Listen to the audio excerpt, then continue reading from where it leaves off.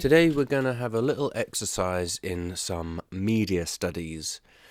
Like a lot of you, I'm sure, you know the difference between an article and an opinion piece.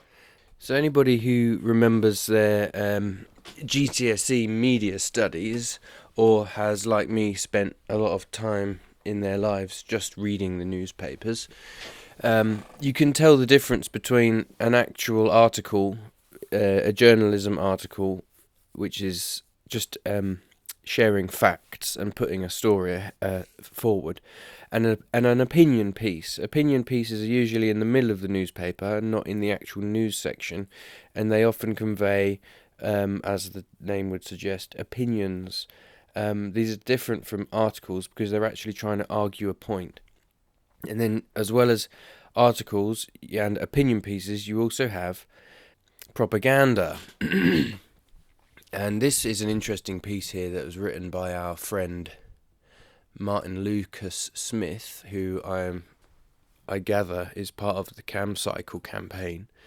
This is a piece that he's written here, which is a very interesting example of some opinionated propaganda in the newspaper. And so I just wanted to pull this out here because this is part of the reason why I'm doing what I'm doing, is that the side of this who is for closing the bridge and for introducing a congestion charge are organised activists, campaigners, who have been working for years to try to make this happen. And they've influenced the local politics to win the various decision-making votes to make this thing now happen. And it's only recently that the general public is starting to become aware. And so I am trying to provide the opposition, I suppose, the opposite point of view. And that means I have to pick out some of these sort of propaganda pieces which are designed to argue for the necessity and the benefit of the Mill Road closure in a completely one-sided article, which is actually filled with some quite obvious falsehoods. So that's what I'm going to just pull apart here today, because nobody's done it yet. And so far it looks like Martin Lucas Smith is on the side of people like Nick Johnson, the mayor, and members of the GCP and things, who are all in favour, like Dan Zeichner. They're all trying to push through with this total upheaval of the Cambridge road system, which most people don't want. Okay, so let's just go through this. I apologise, I've only got this sort of blurry image of the article. I haven't actually been able to find the article itself online. This article was very kindly supplied to me by a gentleman named Ted Cohurst on the Facebook group, so thank you for that, Ted. There's just a few pieces here that I'm going to pull out and refute for you with other sources. So let's just go through this real quick here. Mill Road Traders Group has gone back on its word. The Mill Road Winter Fair was a wonderful coming together, showcasing the wonderful shops and community groups we are so lucky to have. But it was disappointing, though not entirely surprising, to see that Mill Road Traders Association is aiming to drum up final objections to the County Council's Mill Road Busgate scheme. Now, I just wanted to point out, one thing to look at in the difference between opinion pieces and articles is there's often the use of emotive language and rhetorical statements which have no substance, designed to portray an image. It's either good or it's bad. It's not just a neutral, dispassionate portrayal of facts. This is an opinion piece, most certainly. A year ago, the association's chairman, Shapur Mefta, stated on the radio that they would respect the outcome of the consultation. That promise is being ignored. For at least 49 years now, residents have complained about the traffic situation. It is time this is listened to. Okay, fine. You want to be listened to? Of course, you should be listened to. So should all of the people who are complaining now should be listened to. Their voices should be heard. All the people who are asking for a referendum, everyone who's having their complaints ignored should also be heard. For 49 years at least. It's a very specific number. It may have been on the lips of certain residents that the road situation, the traffic is bad for a long time. I'm not refuting that. The problem comes in the form of this consultation and the fact that actually, in spite of what you claim, it was not widely publicised, and you didn't have it wasn't an actual consensus gathering apparatus, and that's why so many people are objecting to it. The consultation found a clear majority of respondents wanted both the bus gate to be reinstated, with strong support for exemptions for blue badge holders and improvements to the streetscape. These form a good compromise. Okay, Now listen, the consultation found a clear majority of respondents. There's the rub. It's only the people who responded. Here's an example of another one that they did, which they're trying again to do. And this one was supplied to me by our good friend Paul Weaver, again through the Facebook group. So thanks for that, Paul. Yeah, here's an example of the results of one of their consultations. I haven't been able to find the Mill Road Bridge closure one specifically, which I should be able to find on the website, by the way, which I can't. But just an example, this is the York area road restrictions consultation from 2 years ago, 2021. Total households 1,249 in the York area. Number of responses 321. Okay, so the number of the level of support or opposition you've claimed is only derived from that number. Okay, so that's very different from a proper canvassing opinion poll. So let's just be acknowledging of that fact. There's a difference between a majority of respondents and a majority of residents, because so far you haven't been able to clearly establish the majority of residents actually think, and not only residents but everybody in Cambridge who uses Mill Road. It's not just the people who live off Mill Road who get a say in this. Everybody in Cambridge is affected by it. The Highways Committee approved of all of these changes together with taxi exemptions. The vote was unanimous, with all three political parties in favour. Councillors of both Petersfield and Romsey have also publicly supported the change. The consultation was widely publicised, with residences in the area leafleted, seemingly endless radio and newspaper coverage. Seemingly, that's your point of view.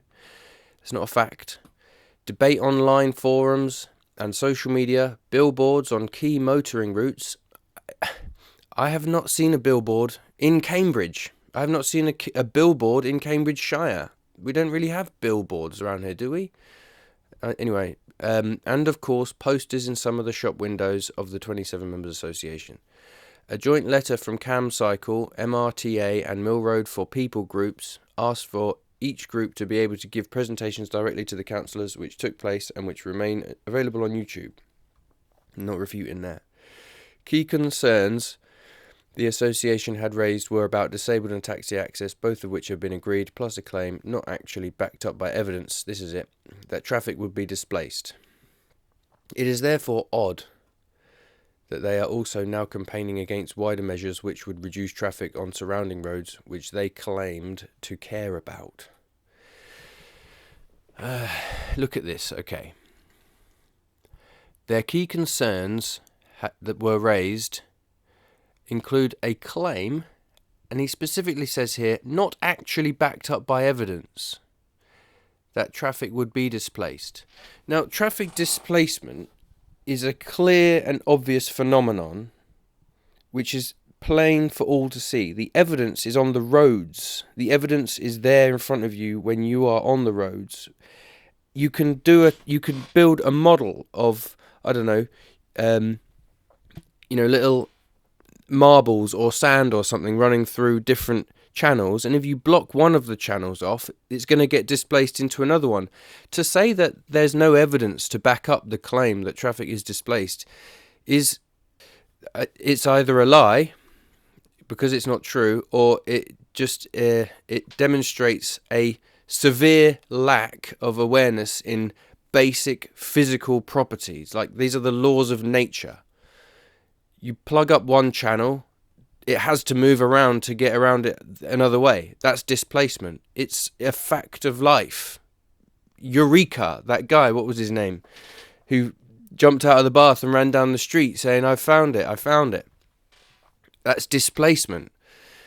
There is ample evidence to back that claim up. The traffic is displaced when you block off through traffic. And that has to be retracted as a false statement. You have to acknowledge that, Martin Lucas Smith. You wrote something here which is not true. Like, blatantly not true. Shame on the newspaper for printing this as well without actually proofreading it or making sure they're not printing lies.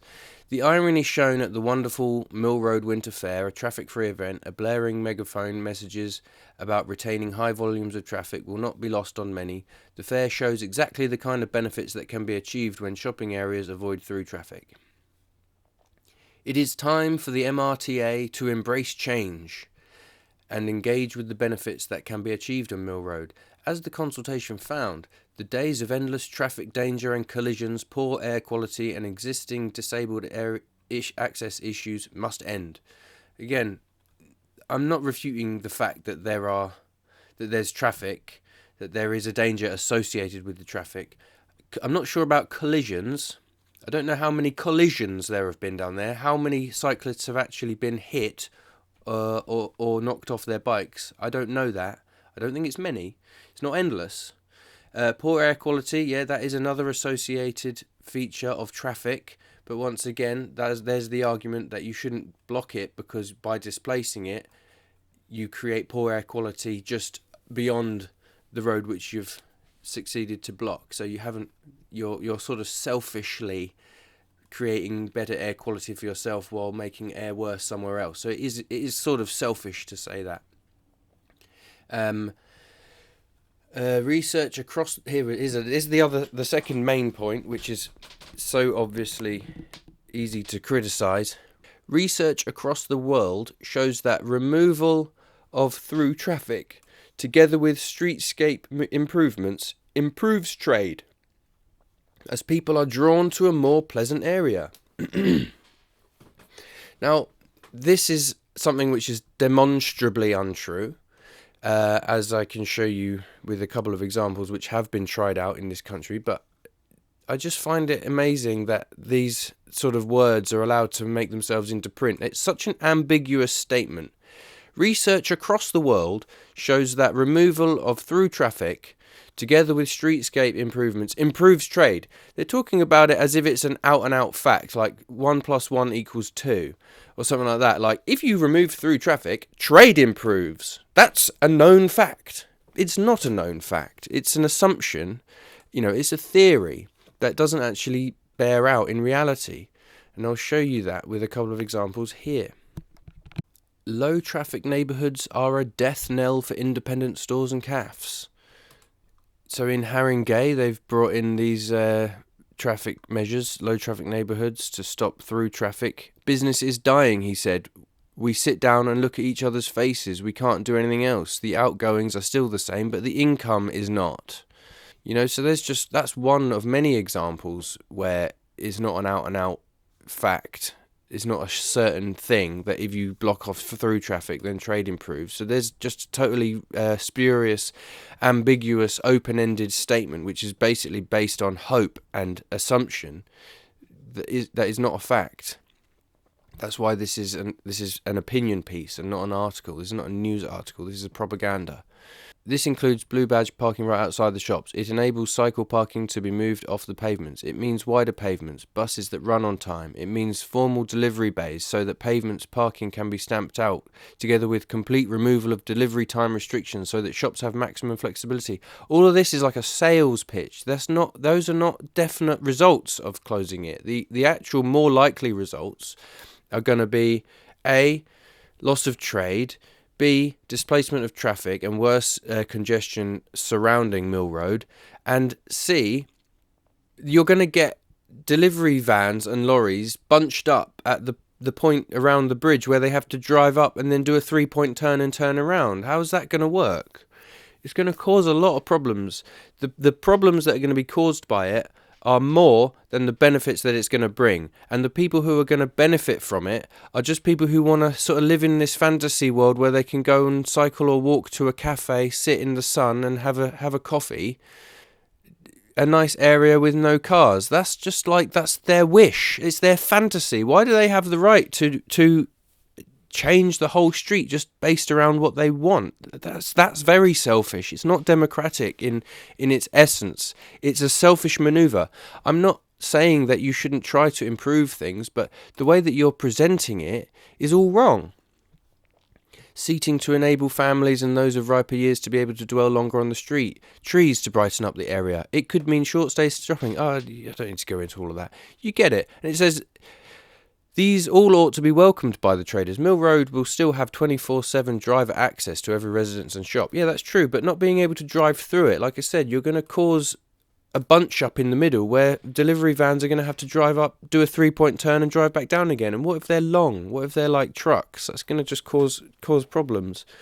Again, the current traffic regulation order process forms the legal wording stage, arrived at following extensive consultation. You use this word extensive, but that's not what is borne out by the evidence. Everybody I've spoken to has said that the consultation has been very limited. It doesn't matter how much you try to present it as an extensive one. It wasn't extensive. I've had people commenting, and I've read things saying that the residents were not consulted, that they didn't hear about it until after the consultation was over. So that would have to be proven or backed up by evidence. So far it hasn't been. It's just a claim. Look, the procedure does not provide any formal basis for determining levels of positive support, though inevitably some people may write to note this. Now that's true, because even though it isn't an official opinion poll, you can still note the findings of informal surveys. So let's just have a look at another one. I mean, just quickly, you just type in Mill Road Bridge petition into Google, and the first thing that pops up is this. 4,247 people have signed a petition to say don't close it. 4,000. That's more people than you got from your consultation, I'll bet. So just that on its own shows you that it's not out and out support as you're claiming it to be. The support isn't as widespread as you're trying to present. You're getting all of this opposition now because you're doing something which is widely unpopular. And the only thing you can do is to back it up by lies and ambiguous statements which aren't actually true. Councillors will hopefully take a dim view of the association's last-minute attempt to drum up objections. Again, last-minute attempt, right? It's a last-minute attempt because it's the consultation and the proposals are basically sprung on the community without much warning time. So yeah, it is a last-minute attempt. But to call it drumming up objections, that's unfair. They're not drumming up objections. Actually, what they're doing is putting the call out for people who actually object to raise awareness about the plans so that they can put their objections in time. Calling it the association's last-minute attempt to drum up objections is really unfair. That is cruel on the MRTA, who are, at the end of the day, just people trying to make a living, and they're just trying to thwart this attempt to ruin their environment. Last-minute attempt to drum up objections which should not overrule the proper consultation which asks people to consider a wider set. Once again, that consultation has to be called into question and refuted. The whole consultation methodology is completely flawed.